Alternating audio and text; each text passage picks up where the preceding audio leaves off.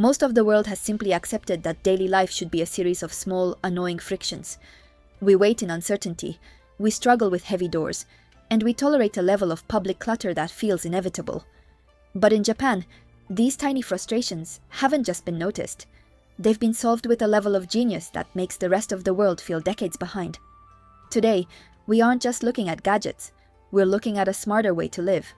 Imagine a sidewalk where the street itself tells you exactly how many seconds of safety you have left. A winter table that feels like a warm, heavy hug for your legs. Or a tiny shop on every corner that handles your bills, your shipping, and your gourmet dinner all at once. Hi, I'm Yuki, and this is Hidden Asia. We're counting down 13 Japanese innovations that should be global, and wait until you see our number one. It's not just a product, it's a total shift in how a society treats its people. Once you see it, going back to the old way will feel like stepping into the past. Number 13. Precise crosswalk timers. Have you ever stood at a crosswalk, staring at a flashing red hand, wondering if you have enough time to make it across? Or worse, have you started walking, only for the light to change when you're halfway through? It's a tiny moment of stress that millions of us feel every single day. In Japan, the solution is as simple as it is brilliant. Precise crosswalk timers. Instead of a vague flashing icon, Japanese streets often feature a vertical bar or a digital countdown that shows you exactly how many seconds remain before the light changes. When you see that timer, the should I run or wait, anxiety simply evaporates. You know exactly how many seconds of safety you have. It's a rhythmic, logical way to manage the flow of human life. It sounds like a soft, steady pip-pip-pip as you walk, a sonic guide that keeps the rhythm of the city. We've been taught to guess our safety, but Japan decided you deserve to know it. This isn't just about traffic. It's about respect for your time and your peace of mind. Number 12. Considerate face masks. In most places, wearing a face mask in public used to be seen as a sign of extreme fear or a major health crisis. We wait until we are already sick, and then we go out and accidentally share our germs with everyone on the train or in the office. It's a cycle of getting sick that we just accept as part of life. But in Japan, the logic is flipped. People wear masks not because they are afraid of the world, but because they are being considerate of it. If someone has a slight tickle in their throat or a minor sniffle, they slide on a soft white mask. It's a silent signal that says, I might be under the weather, and I don't want you to be. This cultural norm is a masterclass in public health. By normalizing this simple habit, Japan reduces the spread of common colds and seasonal flu significantly. The mask itself is light and breathable, a gentle layer of protection that feels like a soft whisper against the skin. It's the ultimate example of I instead of me thinking. While the rest of the world treats health as a private struggle, Japan treats it as a shared responsibility. Number 11. The Kotatsu heated table. When winter arrives, most of us deal with the cold by cranking up the central heating, warming up empty rooms, and wasting massive amounts of energy. Or we huddle under a blanket on the sofa, feeling the draft every time we reach for a drink. It's a cold, inefficient way to spend the darkest months of the year. Japan's solution is the Kotatsu. It's a low wooden table frame covered by a heavy plush futon or blanket, with a tabletop placed on top. Underneath the table is a built-in electric heater. When you sit at a Kotatsu, you tuck the blanket around your waist, and your lower body is instantly enveloped in a pocket of trapped, toasty warmth. It feels like a warm hug that never lets go. The fabric is weighted and soft, and the heat is gentle, not stifling. Instead of heating an entire house, the Kotatsu creates a cozy sanctuary where the family naturally gathers. It's where you eat, where you study, and where you eventually fall into a peaceful afternoon nap. It's the aha moment of winter logic. Heat the person, not the space. Number 10. Station coin lockers. There is nothing that ruins a day of exploration quite like dragging a heavy suitcase over cobblestones or through a crowded city center. We've all been there, stuck with our luggage after checking out of a hotel, feeling like we're anchored to the ground. It turns a beautiful afternoon into a physical chore. In Japan, every major train station is lined with rows of sleek, secure coin lockers. They come in every size, from tiny cubes for a shopping bag to massive towers for a full-sized trunk. You simply tap your transit card, the locker clicks shut with a satisfying metallic clunk, and suddenly, you are free. The proof is in the movement of the city. You see people exploring museums, eating at tiny ramen stalls, and walking through parks with nothing but their phones in their hands. They aren't tourists anymore. They are just people experiencing the city. These lockers turn the station from a transit point into a liberation hub. Japan realizes that your freedom is worth the few hundred yen it costs to store your burden. If you're enjoying this look into the hidden logic of Japan, you're part of a community that appreciates smart, intentional design. We're on a mission to find the best ideas on the planet, and we'd love for you to join us. Go ahead and hit that subscribe button.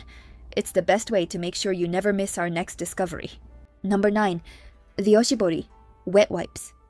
In the West, when you sit down at a restaurant, you might look for a bathroom to wash your hands, or you might just use a squirt of cold medicinal hand sanitizer. It's a functional step, but it's rarely pleasant. It feels like a chore you have to do before the real experience begins. In Japan, the moment you sit down, you are greeted with an oshibori. This is a small rolled-up towel. In the summer, it's chilled to a refreshing icy temperature. In the winter, it arrives steaming hot, smelling faintly of cedar or mint. As you unroll it, you feel the moisture instantly soothing your skin. It's a sensory payoff that signals the transition from the busy street to the sanctuary of the meal. It isn't just about killing bacteria, it's about a reset. That single damp towel tells your body it's time to relax. It's a micro-story of hospitality that happens millions of times a day. Why wouldn't we want every meal to start with a moment of pure tactile delight? Number 8. Shop umbrella holders.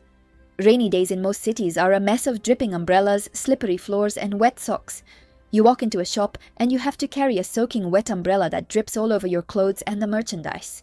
It's messy, it's loud, and it's honestly a little bit dangerous. Japan has solved this with 2 genius levels of logic. First, outside almost every shop, there are umbrella stands where you can park your umbrella. They often have individual locks so no one accidentally takes yours.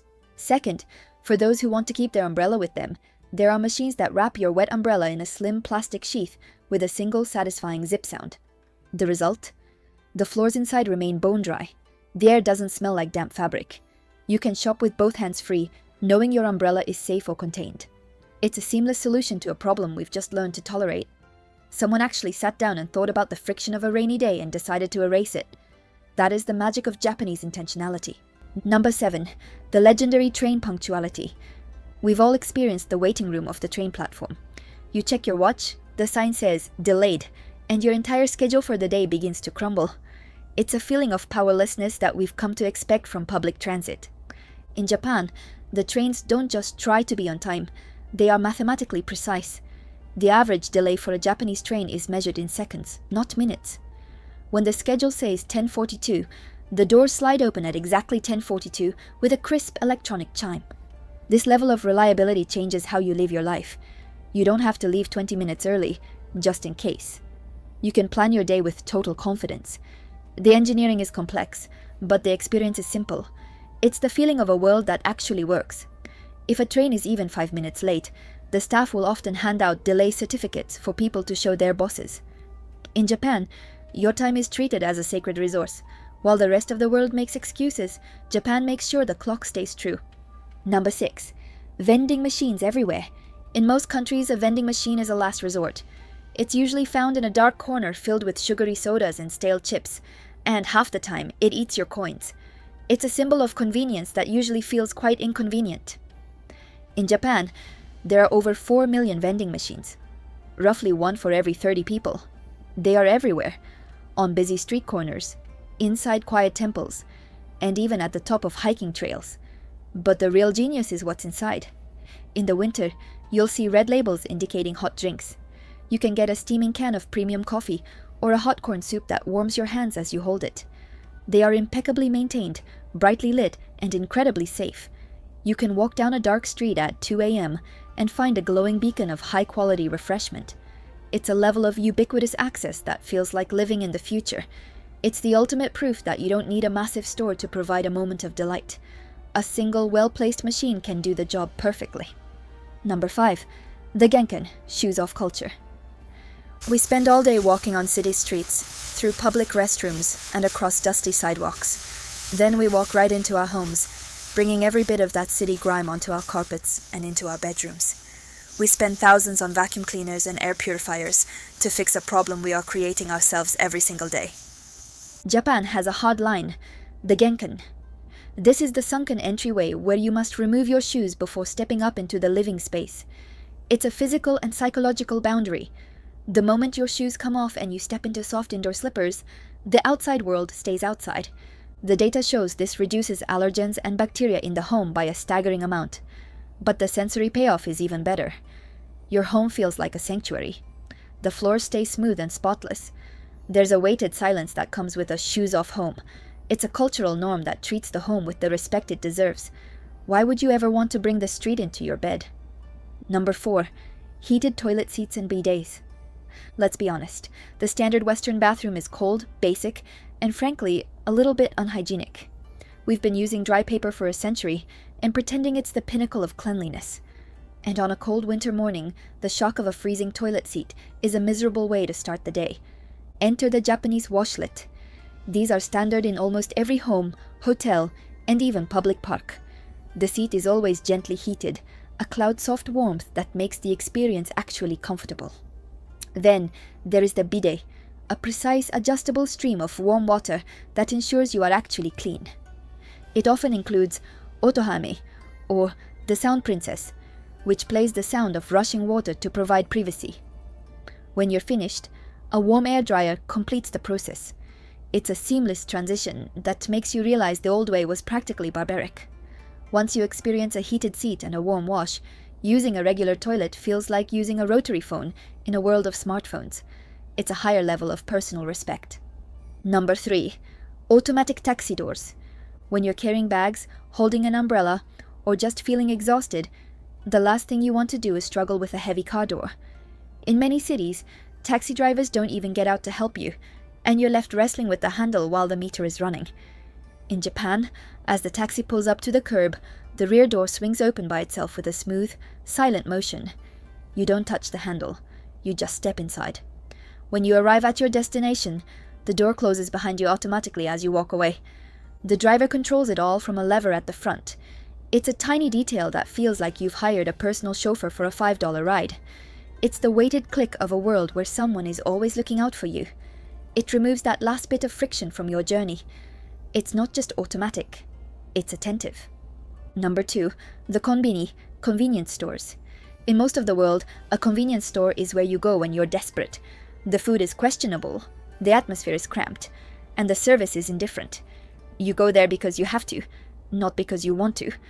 But the Japanese Konbini, like 7-Eleven, Lawson, or Family Mart, is the beating heart of the community.